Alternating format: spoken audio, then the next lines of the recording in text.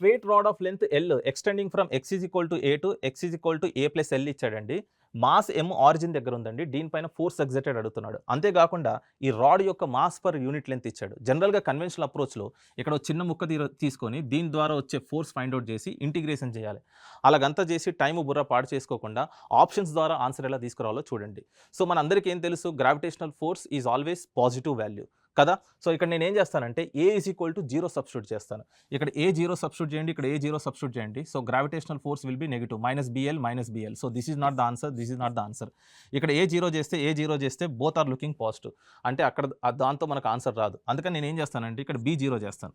b0 చేస్తే so ఈ రెండింటి మధ్య నుంచి ఆన్సర్ ఎలా డిసైడ్ చేయాలంటే ఇక్కడ చూడండి 1/a ప్లస్ ఎల్ ఉందండి. సో డినామినేటర్లో ఎక్కువ వాల్యూ ఉంది, ఇక్కడ 1/a ఉందండి, తక్కువ వాల్యూ ఉంది. డినామినేటర్లో ఎక్కువ ఉంది కాబట్టి this value is less than this, అంటే this resultant will be negative value. So this is not the answer. So option D is the answer.